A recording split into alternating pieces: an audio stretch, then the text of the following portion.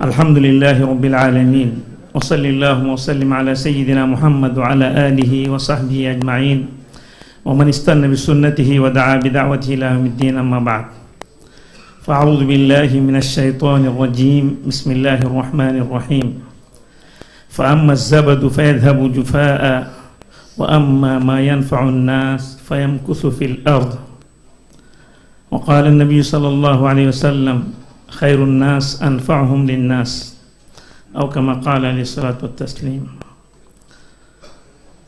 آج کی اس مجلس کے شہنشین، صدر اجلاس، ذمہ داران خلیج بھٹکل مسلم خلیج کونسل، بھٹکل مسلم جماعت دبئی اور دیگر ذمہ داران جماعت اور عمائدین قوم نوائد کا کریم، آج کے مجلس جناب SM سید خلیل الرحمن صاحب کے نام موسوم کی گئی ہے۔ میں اس مجلس کو سمجھتا ہوں کہ شکر ادا کرنے کی ہے۔ حدیث پاک میں آتا ہے من لم یشکر الناس لم یشکر اللہ، جو انسانوں کا شکر ادا نہیں کرتا، جن کے احسانات آپ پر ہیں ان کا شکر جو بجا نہیں لاتا، وہ اللہ کا بھی شکر ادا نہیں کرتا۔ تو ایک حیثیت سے SM سید خلیل الرحمن صاحب کے خدمات اور قوم اور ملت اور امت بلکہ انسانیت کے لیے جو انہوں نے کاوشیں اور کوششیں کی ہیں، اس کا گویا شکریہ ادا کیا جا رہا ہے۔ اللہ تعالیٰ ان کی تمام تر کاوشوں کو شرف قبولیت سے نوازے، اور جس مقصد کے تحت یہ مجلس سجائی گئی ہے، حاضرین کو بھی ان کی خوبیوں اور ان کے نیک صفات کو اپنانے کی توفیق عطا فرمائے۔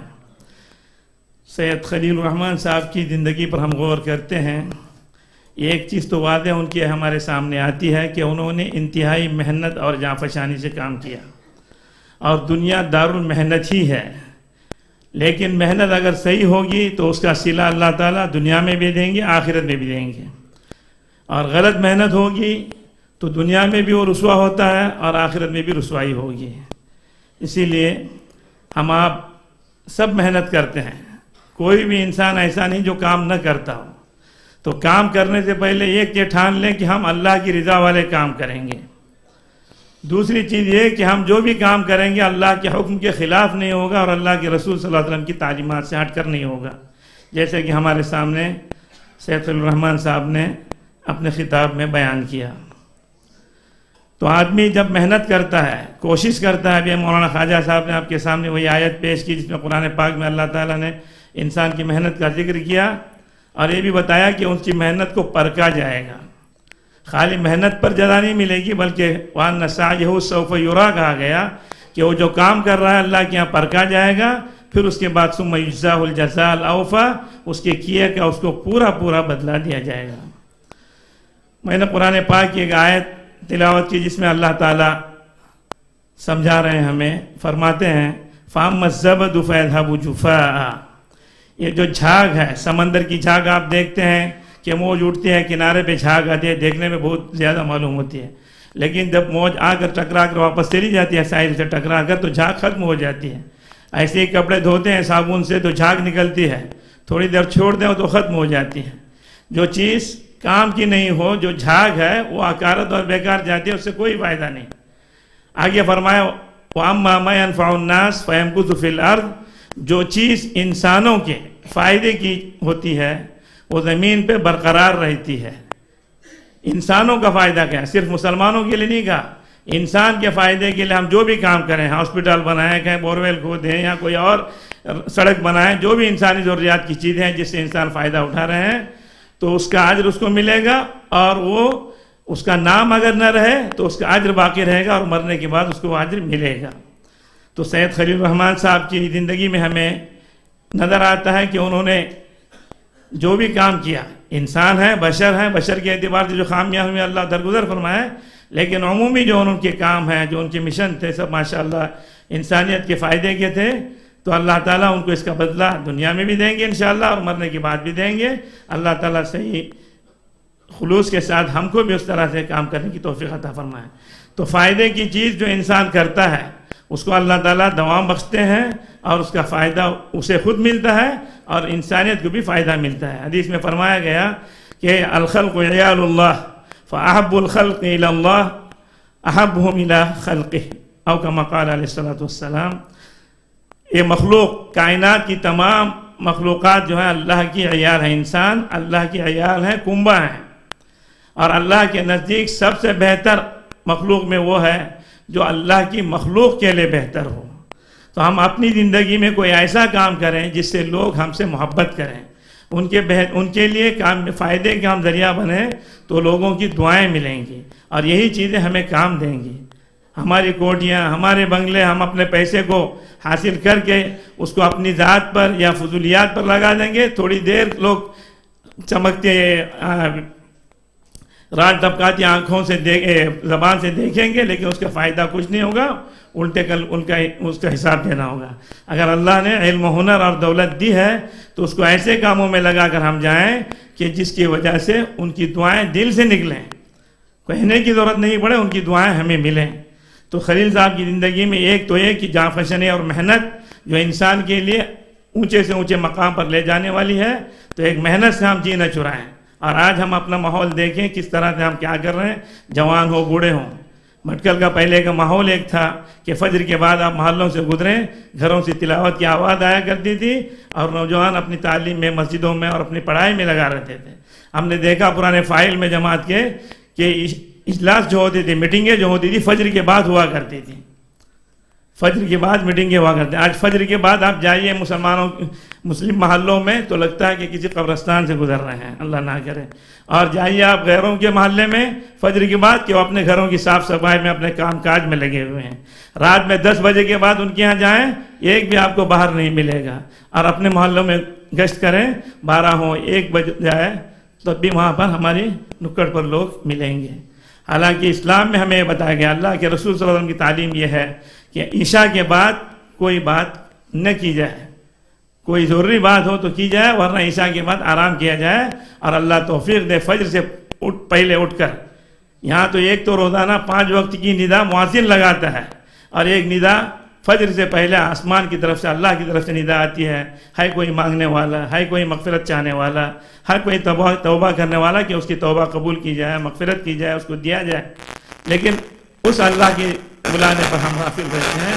ہم آج یہ کوشش کر رہے ہیں، ہمارے سید رحمۃ اللہ کی بھی عادت ہے اور یہ بہت بڑی بہترین عادت ہے اور اسلامی تعلیم ہے کہ رات میں جلدی سویا جائے اور صبح فجر سے پہلے اٹھ کر اللہ کے سامنے رویا جائے۔ اللہ تعالیٰ مجھے بھی آپ کو دل کی توفیق عطا فرمائے۔ تو آج ہم آپ اس موقع پر یہاں جمع ہیں، ہمارے معاشرے کے حالات ہمارے سامنے ہیں۔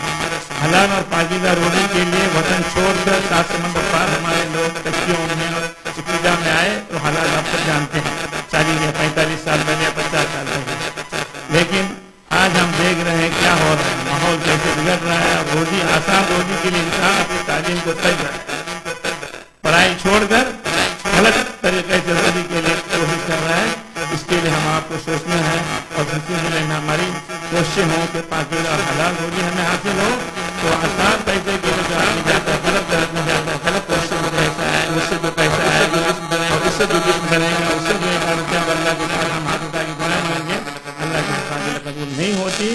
حدیث پاک میں فرمایا گیا، ایک شخص لمبے سفر میں جاتا ہے، حال اس کا پراگندہ ہے، اللہ کی توجہ اس پر ہونی چاہیے، لیکن غذا اس کی حرام، لباس اس کا حرام، غذی بالحرام، اور حرام سے وہ پلا بڑا ہے، تو کیا اس کی دعا قبول ہوگی؟ تو دعا کی قبولیت کے لیے، اللہ سے رجوع ہونے کے لیے ضروری ہے کہ ہماری روزی حلال اور پاکیزہ ہو۔